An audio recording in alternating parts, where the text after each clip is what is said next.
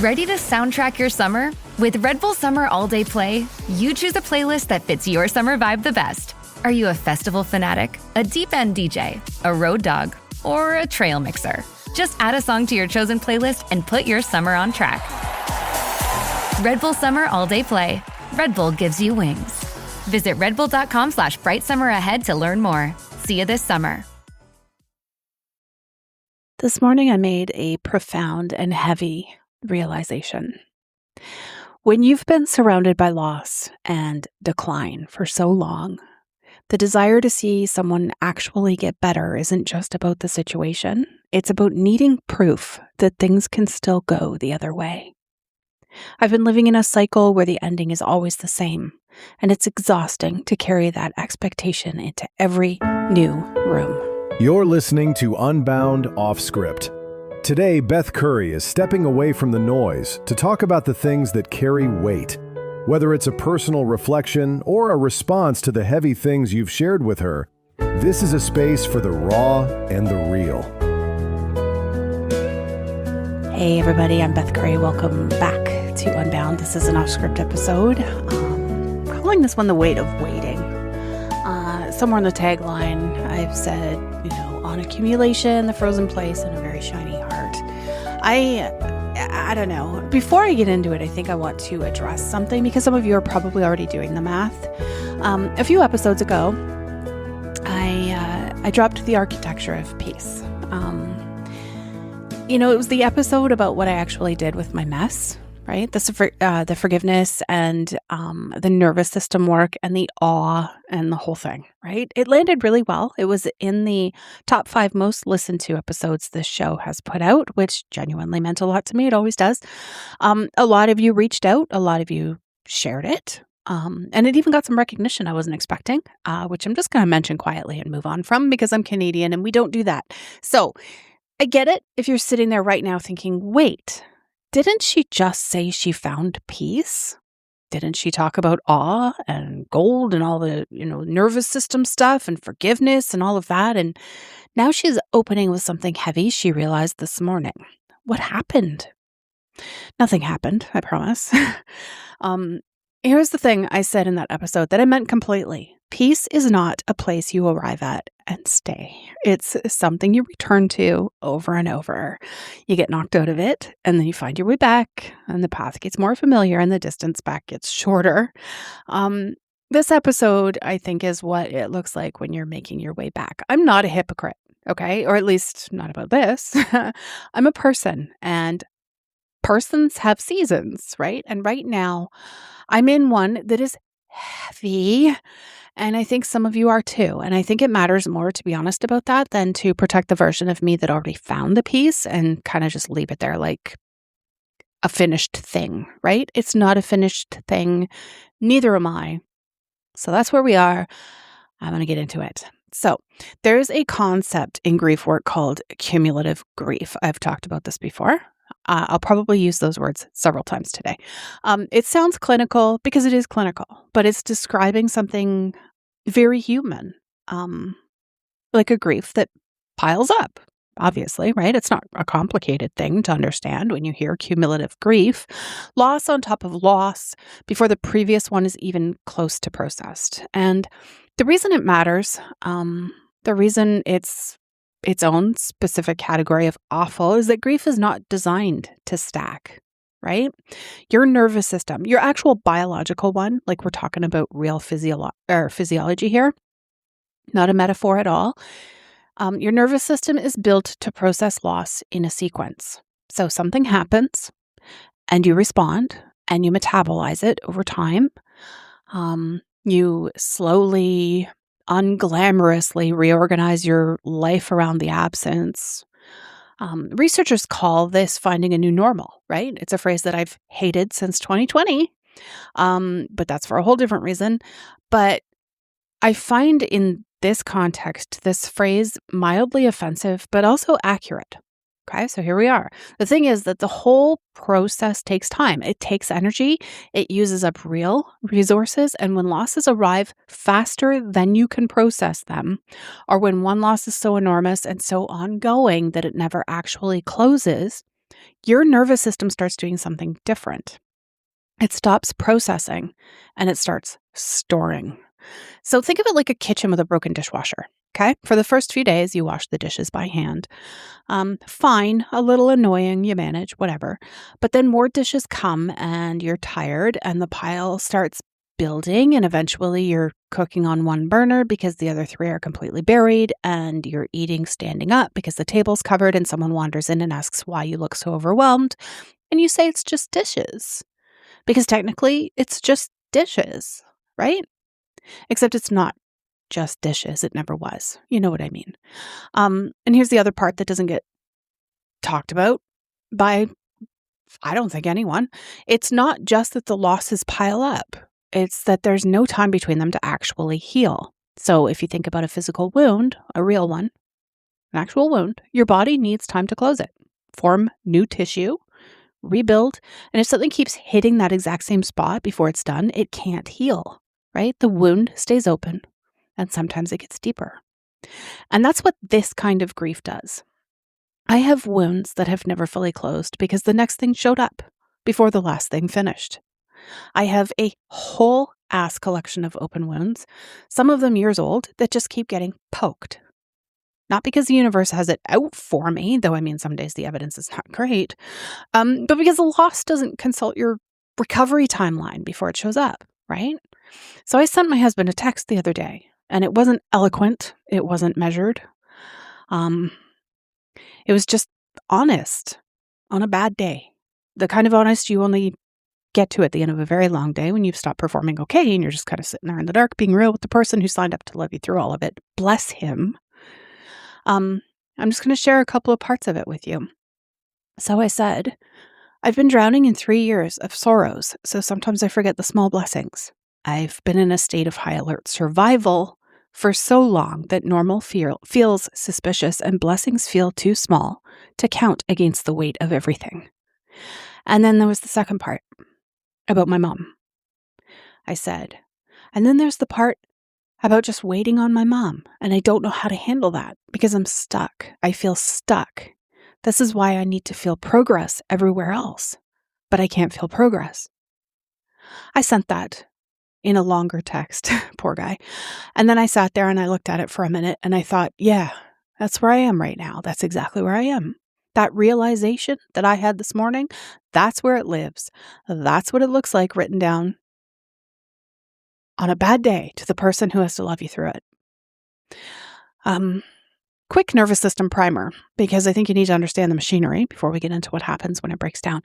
You have an autonomic nervous system, okay? It runs in the background like your phone's operating system, kind of, right? You never think about it. It just kind of handles things.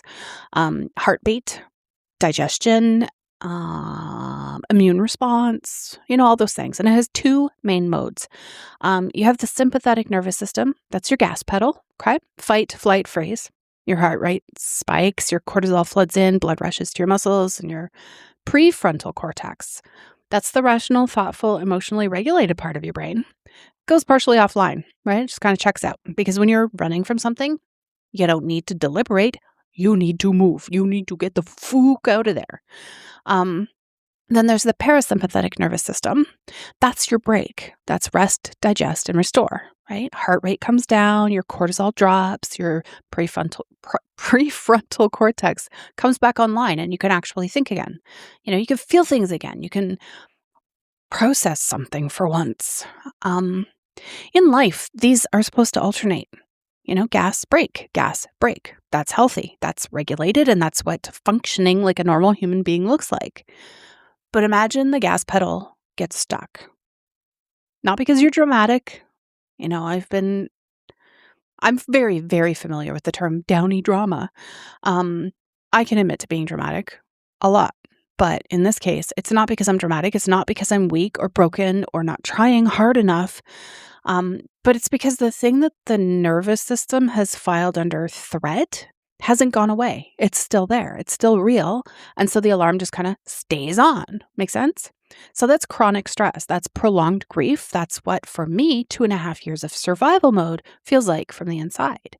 And when you live in that activated state long enough, your baseline kind of recalibrates, right? Things that wouldn't have registered as dangerous before now register as dangerous because your system has decided that high alert is the new normal, and anything that isn't a damn crisis starts to feel suspicious, which is, as I told my husband in that text, exactly what it feels like. Normal feels suspicious, and blessings feel too small to count against the weight of everything. I didn't make it up. I just lived it long enough to finally be able to name it. So if you've been a follower for any period of time, if you're a friend of mine, whatever, my mother has dementia. You know this. For everyone else, my mother has dementia. Now you know this. She's alive. She's physically present. She's in a body I recognize. And she's also, in the ways that made her, not really here anymore. There's a researcher named Pauline Boss who spent decades studying something she called ambiguous loss. I've also talked about this before. She found two types. So the first is when someone is physically gone, but psychologically still present. Families of missing soldiers, people whose loved ones have disappeared, gone, but not confirmed gone. You can't close the loop. And the second type is when someone is physically present, but psychologically absent. Dementia. Maybe severe addiction or a traumatic brain injury. The person is there. You can see them, you can touch them, you can sit with them, but they're also, in the ways that matter the most, not there anymore. Boss's argument, and honestly, mine too, is that the second type is in some ways harder to grieve than death. Because with a death, there's a moment, right? A ritual. There's a before and an after. People bring food. They acknowledge that something ended. They sit with you and they let it be real. But with ambiguous loss, none of that.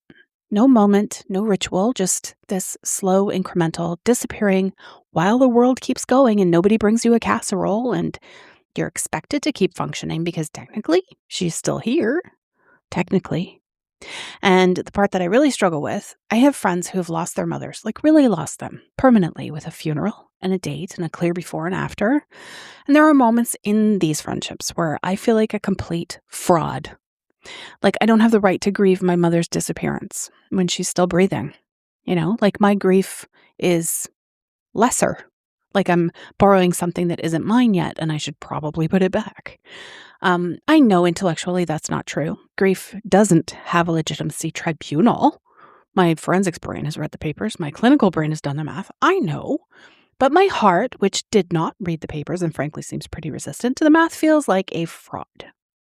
And so sometimes I just go quiet. I hold their grief and I don't mention mine because mine feels premature.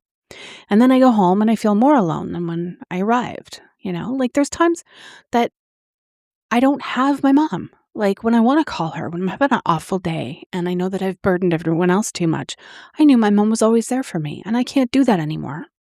I can't call and tell her good news and I can't call her for advice and things like that. I've lost my mother in the ways that to me matter the most. This ambiguous loss, the one without the funeral and without the casserole and without anyone saying, yes, this is a real thing that's actually happening to you.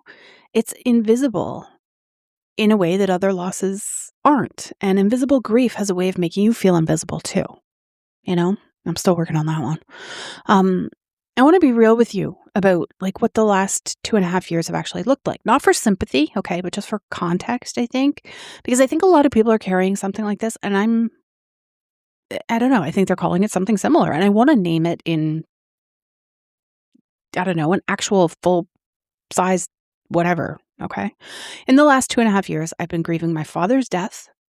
I've been processing and publicly sharing some of the hardest things I've ever lived through. My trauma, my abuse history, the death of my son, the loss of that relationship and everything tangled up in it, which, hurts in its own way. The loss of self that you thought that you were before you finally named what happened to you, right? I'm watching my mother disappear incrementally. There's no timeline. There's no prognosis pointing anywhere good. There's no endpoint I can organize anything around. I've also lost 2 other family pets and my mother-in-law. And then 3 weeks ago, of course, y'all know, Trixie, my other cat. She was old. Well, old. I don't know. What's old anyway for a cat? I see cats live into their 20s. I don't know. She was 15 and a half She was a constant for me in a season where almost nothing was constant. And yeah, just a cat is a phrase for some people to reach for. And those people and I are going to have to agree to disagree, because Trixie was not just a cat. She was a witness. She was one of the things that didn't change when everything else did. I've had her since she was born in 2010, had her since 2011. And I've gone through a lot of life and a lot of life changes and a lot of change in those 15 years. And she was always there with me for it. And now she's gone. And now Micah is struggling. Micah was with us 2 weeks before Trixie came. So Micah saw Trixie through her entire life here. Micah's my soul cat. I've had her just as long, and she's old and she's been worrying me sick. And we just brought home a new baby, Parks. One I honestly believe Trixie sent, because that's the kind of thing Trixie would do. And I feel simultaneously guilty about the new life and terrified about losing another one, and completely exhausted by how much I love things that can leave. That's the accumulation, that's what it looks like laid out flat. It's a lot. It's been a lot. And the reason I'm laying it out like a crime scene, which for the record, I'm professionally qualified to do, is because your nervous system does not file these things separately. There's no tidy folder for grief about mom sitting next to a different folder for grief about the cat, and another one for the self I've been slowly excavating in therapy. There's one folder. It's called threat, and everything goes in there. There's no exceptions. There's no organizational system, just threat. So when Micah stopped eating and withdrew and threw up last week, pink liquid, violently, the way Trixie had the day before she died, my body did not calmly assess the situation.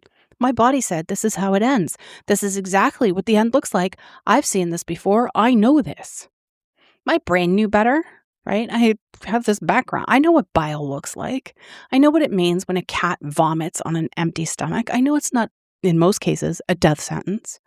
My nervous system did not give a shit what my brain knew. My nervous system had learned 3 weeks prior on a white table at the vet's office that pink liquid means I'm about to lose something I love. So it responded to Micah accordingly. Heart rate up, cortisol spike, hands not quite steady, and the thought of arriving not as a thought, but as a fact, as a certainty, this is how it ends. And here's the thing, that's conditioning. It's not me being irrational at all. There is a really significant difference between those two things. And I want to make sure that lands, because I spent a lot of time thinking I was just falling apart when actually my nervous system was doing exactly what a nervous system does. It learned a pattern, it recognized the pattern, it reacted before my brain finished its first sentence. Make sense? It's called a trauma-primed threat response. And the gap that it creates between what you know and what you feel, that terrible two places at once split, one of the loneliest places a person can stand. And it's not a personal failure. It's not evidence that you're broken or weak or healing wrong. Your body's healing on its own timeline, in its own language. And that language is not always one that the mind can translate quickly. The mind just has to wait. So when I feel truly deeply stuck, which I have been for months, I get this urgent, almost frantic need to feel progress somewhere, anywhere. I will reorganize the cabinet. I'll make a list. I'll start something new. I'll pursue a goal with an intensity that probably looks like ambition from the outside, but it's much closer to desperation. You want to see someone reorganize a pantry with alarming focus? Find someone who has one enormous, immovable thing in their life. I will be there 15 minutes later with a label maker and probably a Rubbermaid bin. Because one enormous thing in my life cannot move, and that's my mother's dementia. It's not going to get better. There's no treatment that reverses it. There is no chapter where things improve, only chapters where things are managed, and then chapters where they aren't. And then an ending I'm not going to describe right now because I'm just not ready. The story moves in one direction. It doesn't pause while I catch my breath. It doesn't care that I'm already carrying everything else. And because that one enormous thing can't move, my nervous system goes hunting for movement everywhere else, which is actually adaptive. It's your system trying to maintain some sense of agency when the biggest thing is completely out of your control, right? Your brain is not stupid. It's doing its best with a terrible situation, but it doesn't work. The cabinet gets reorganized, the list gets made, the big thing is still there, still immovable, still defining the edges of everything. The relief lasts about as long as it takes to close the cabinet door. And then you're back in the frozen place. I want to stay here for a minute in the frozen place because I don't think I've ever really described what this actually looks like from the inside. And I think some of you need to hear it named because you might be living in it right now and calling it something else, or you might be looking at me and not realizing what the fuck I'm going through. So, waiting on my mom, the specific, particular, grinding kind of waiting that dementia caregiving requires, does something to your daily life that is hard to explain to people who haven't experienced it. It's not dramatic. It's not. Like, that's the thing. It's not the kind of hard that gets acknowledged because from the outside, nothing is happening. She's stable. She's cared for. Everything is fine. But you are always, always on. There's like this background hum of alert that runs underneath every damn thing, every day, every ordinary Tuesday. You're making dinner, it's there. You're in a meeting and it's there. You wake up at 3 a.m. and it's loudly there, running through scenarios you didn't ask to think about. You don't know what you're going to walk into when you visit. You don't know if today is a good day or a hard day until you're in it. You don't know how long this phase lasts or what the next phase looks like, or when the phone is going to ring with information that changes everything. You just don't know. And you live in that not knowing continuously with no end date and no prognosis that points anywhere hopeful and no one who can tell you what to expect next. That realization I had this morning, needing proof that things can still go the other way, that's where it comes from. When every story in your life has been trending in one friggin' direction for long enough, your nervous system stops expecting anything different. That, my friends, is not pessimism. It's just pattern recognition. And it's really messing me up. And it follows you everywhere you go. Every new situation, every new relationship or pet or hope that arrives, that background question running underneath all of it, how does this one end? That not knowing does something to your nervous system. And I think what it does is genuinely underappreciated in conversations about caregiver stress. Like, it's not just the tasks, like the calls, the coordination, the visits, the decisions. It's the ambient uncertainty, right? It's the way that your body stays slightly braced all the livelong day for something you cannot predict and cannot prevent, right? That's a physiological state. And it costs something real. And it costs it every day in small, invisible withdrawals until one day you, I don't know, look and realize that your account is pretty much empty and you're not entirely sure how the hell that happened. And what makes it lonelier still is that none of it is visible. You know, there's no cast on your arm and there's no obvious reason for the exhaustion. You can't point to a specific bad thing that happened today because today nothing happened. Today was just another day of not knowing. It was just another day of the background hum or managing and showing up and doing the next thing while carrying the full weight of an ending that's coming and will not be rushed and cannot be stopped. Nobody brings you a casserole for a Thursday night. And the anticipatory grief, that grief that you do in advance for someone who's still alive, this is a thing I don't think the world has very good language for yet. You're grieving the future. You're grieving the conversations you won't get to have and the version of her that's already long gone and the version of yourself that existed before this became your reality. You know, you're doing all of that grief work in real time while also showing up and managing and making sure she's okay, which means that the grief almost never gets your full attention. You know, it happens in the margins, in the car at 3 a.m., like I said, in the middle of a perfectly ordinary day when something small reminds you of who she was and you feel the weight of it for like 45 seconds before you have to move on to the next thing. This is what stuck feels like, you know, not frozen in that dramatic sense, just kind of caught, like caught in a net or something, you know, between what is and what's coming, between grief and function, between, I don't know, a loss that hasn't finished yet and a life that keeps needing to be lived. What I've slowly and probably pretty reluctantly come to understand is that the frozen place is just information. You know, I've talked a lot about that, about these signs and feelings that your body gives you. It's just data, it's information. In this case, it's my nervous system saying there's a grief here that hasn't been given its full weight. You know, there's something you keep trying to manage instead of actually mourn. Dementia doesn't get mourned, it gets managed, right? Every day you make calls, you navigate systems, you show up, you manage. And somewhere in all of that managing, mourning doesn't just happen, because how the hell do you mourn something that isn't finished yet? There's no template for that. Nobody covered that in any class I took. No support groups, nothing. I don't have a good answer for this, but I think naming it out loud, I'm grieving something that has no end point and no ritual and no casserole. And I genuinely do not know how to do this is more honest than the managing. And honest is, I think, I've said before, kind of where the healing starts, right? Even when the healing is a very, very long road with broken GPS. Every time there's a loss in my life, and there have been a few, as we've established, I say the same thing out loud with my whole chest, and I mean every word of it. I cannot take another one. I'm done. I have nothing left. I cannot survive this, and I mean it. There's no performance in it. There's no hidden reserve I'm secretly drawing on. There's no quiet voice in the back of my head saying, you'll be fine. In that moment, I genuinely, completely believe I have hit the absolute end of what I can hold. And then another one comes. And I say it again. And I get through it. I have said I cannot take another one more times than I can count in the last 2.5 years. And I have not been wrong. No, I have been wrong, actually, every single time. Sorry. Not because I was secretly stronger than I thought. Maybe that a little, I'll take it. I don't know. But because the human capacity to survive the things we are absolutely certain will destroy us is one of the most poorly advertised facts about being alive. We survive things. We say things we can't. And we say we can't survive things. And then we do. And I'm not talking about the inspirational poster version of this. I'm not talking about bouncing back or rising up in any of that stupid language we used to make grief look heroic and clean. I'm talking about the quiet, unglamorous, completely unremarkable fact that you got through the last one, and the one before that, and the one before that. You said you couldn't, and then you did.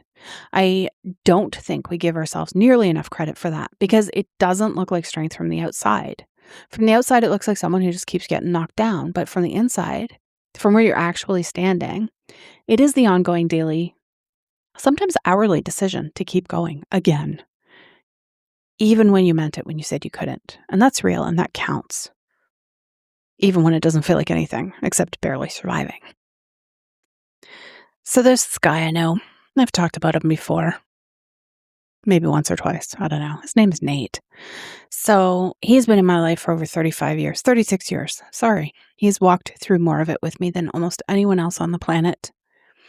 And he gave me a word after losing our son in the middle of one of the greatest griefs of my life, when I didn't have language for any of it. He gave me this. Kintsukuroi. So it's Japanese. It means to repair with gold. The practice, when a piece of pottery breaks, instead of throwing it out or hiding the damage, you repair it with lacquer mixed with gold or silver, and you make the cracks visible. You trace every single break in precious metal, and what you end up with is something that couldn't have existed without the breaking, something more beautiful because of its history, not in spite of what happened to it, but because of it. And he gave me that after losing our son, and I've carried it through every crack since. On the inside, not on the outside. So my dad, my mom's slow disappearing, the trauma I finally named out loud, the losses I blamed myself for decades, Trixie 3 weeks ago on a white table, every single break, I've been filling cracks with gold for a long time. And these are the cracks in my heart. Every time my heart breaks, I fill it in. And I want to tell you something I realized recently, right in the middle of all this, in that frozen place, saying once again that I can't take another one. I have a very shiny heart right now. Not in spite of everything, but because of it. Every crack filled, every break made visible and repaired and carried forward. Every loss I said would end me, that I got through anyway. Gold.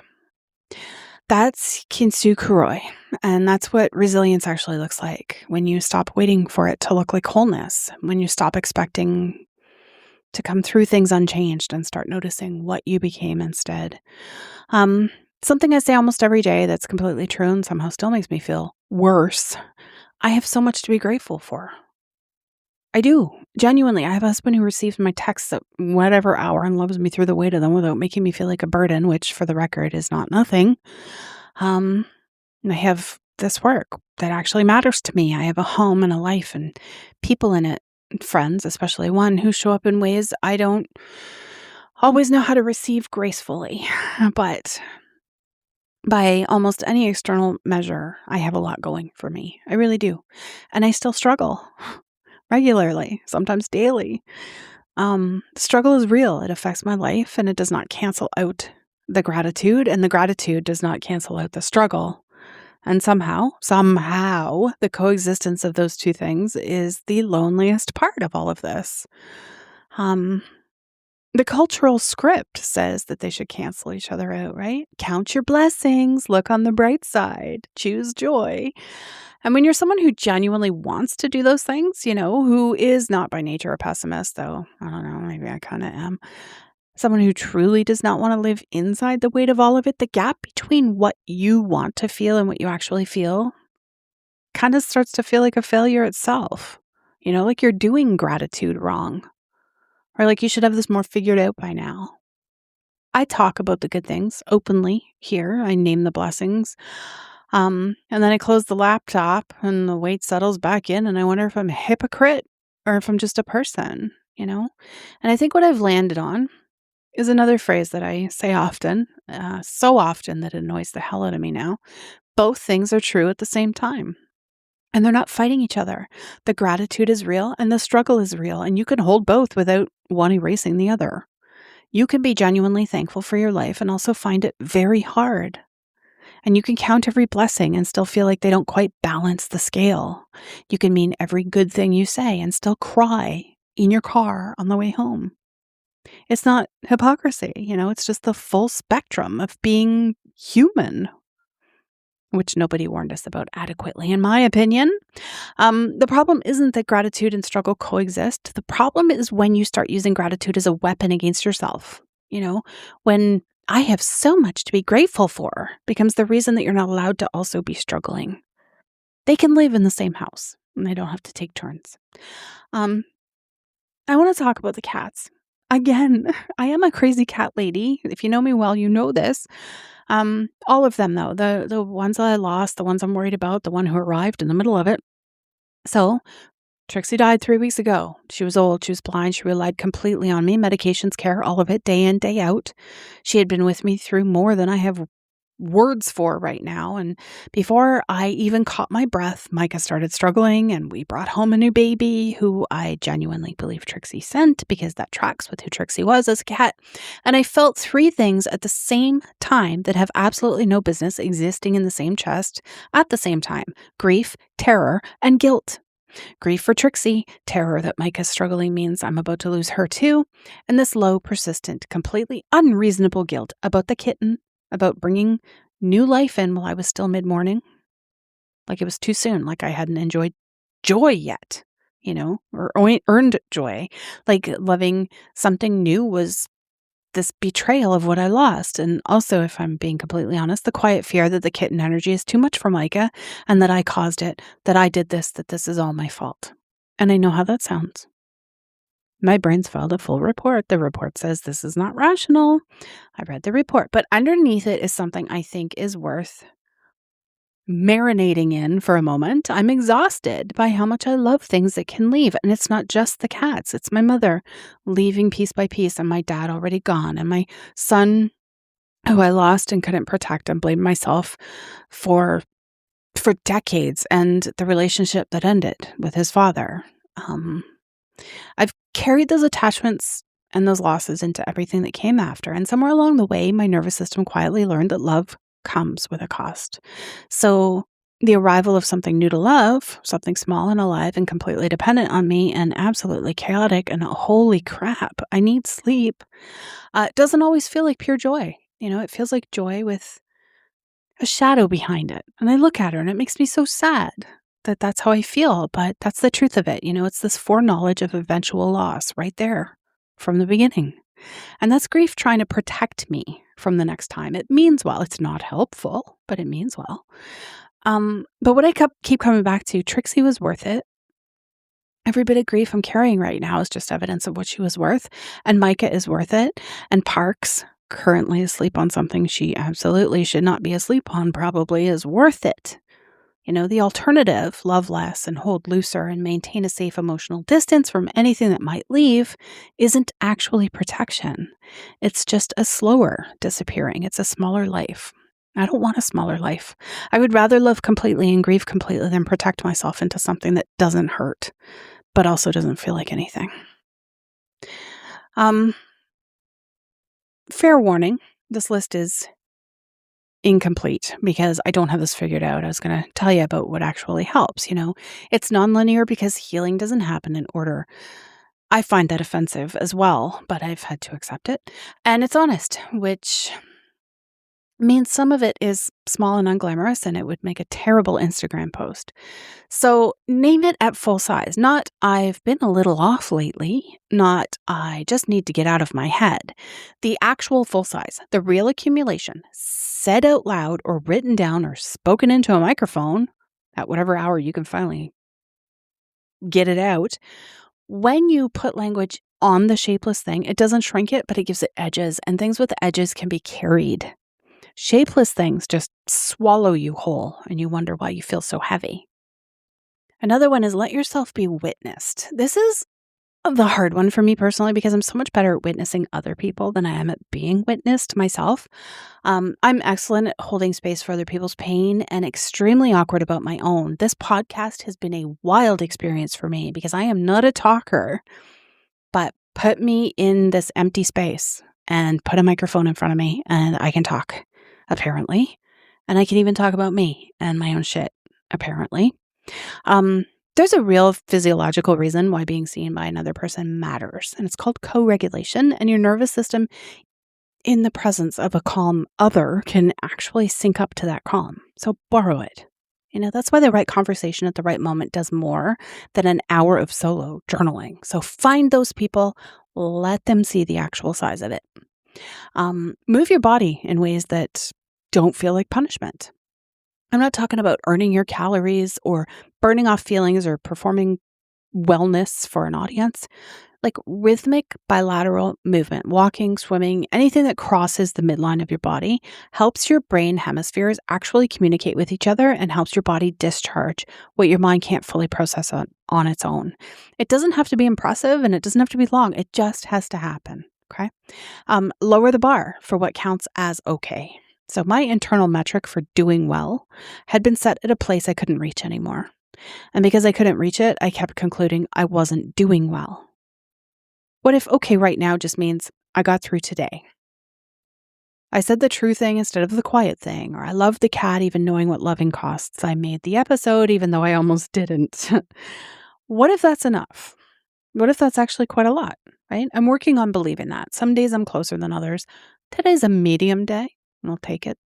I want to end with my mom because that's really where this started, even before I had words for any of it. Before cumulative grief and ambiguous loss and window of tolerance and trauma-primed threat response, and before any of the frameworks, before all of that, there was just this. I'm watching my mom disappear, a little at a time. There's no schedule. There's no prognosis that points anywhere hopeful. As I said, there's no moment I can circle on a calendar and say, here, this is when it ends. This is when I'll be allowed to grieve completely. Every day is a goodbye. It's not a final one. It's just another one in a series that doesn't have a last chapter I can see from here. I don't know how to do this. And I want to be honest about that. I have some credentials and research and the lived experience and the microphone, and I genuinely do not know how to grieve someone who is still alive and still present enough to make the grief feel premature, who will never get better and is not yet gone.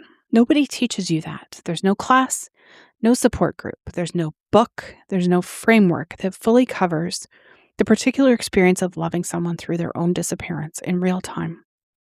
And what I've found, not a solution, just a practice, is that I try to grieve the day, not the whole loss.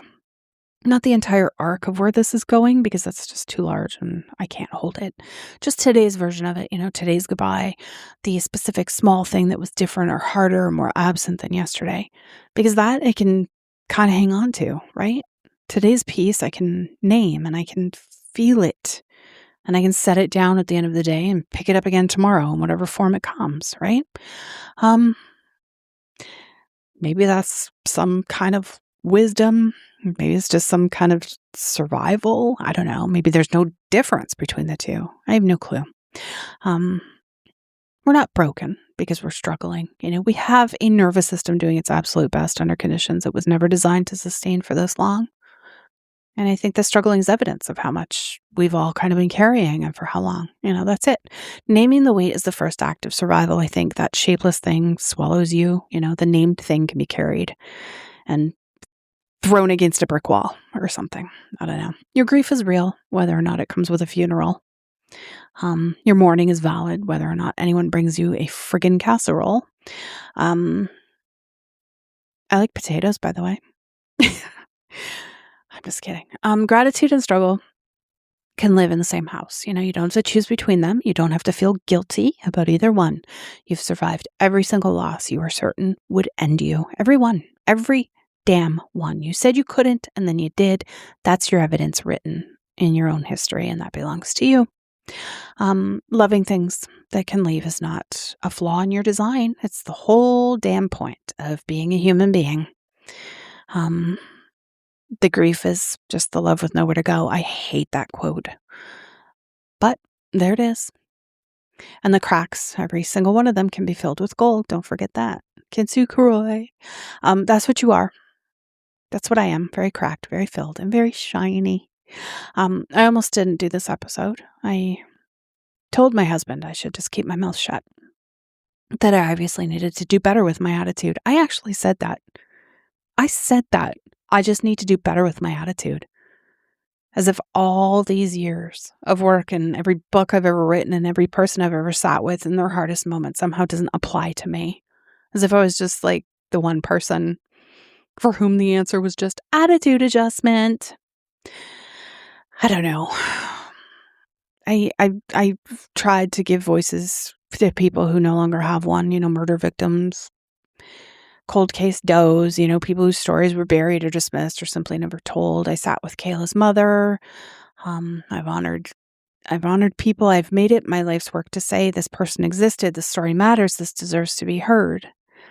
And I'm a person and my story deserves to be heard too, even when it's messy or when it doesn't resolve. Even when the most honest thing I can offer is I don't have this figured out and I'm tired and normal feels shady as fuck and I have a very shiny heart and I'm still here.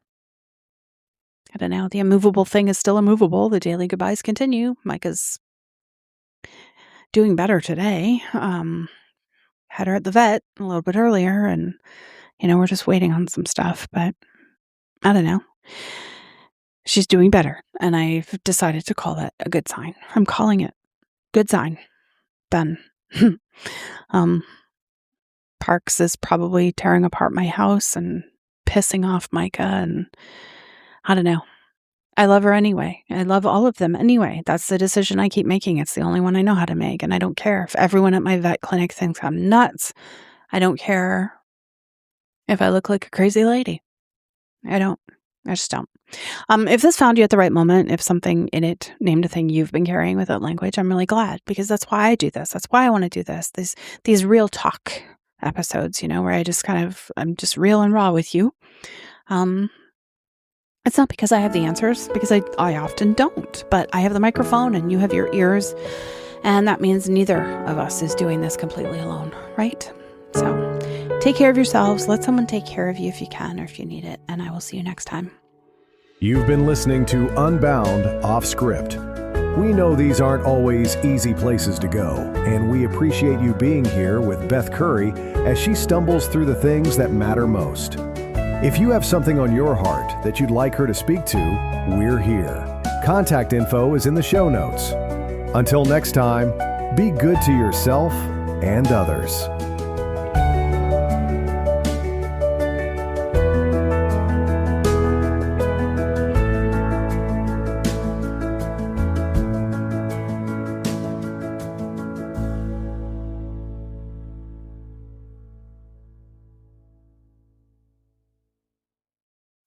You can't reason with the sun. Trust us, we've tried. This summer, it's time to put that angry ball of fire on mute. Columbia's Omni-Shade technology is engineered to protect you from the sun's harsh rays that can burn and damage your skin.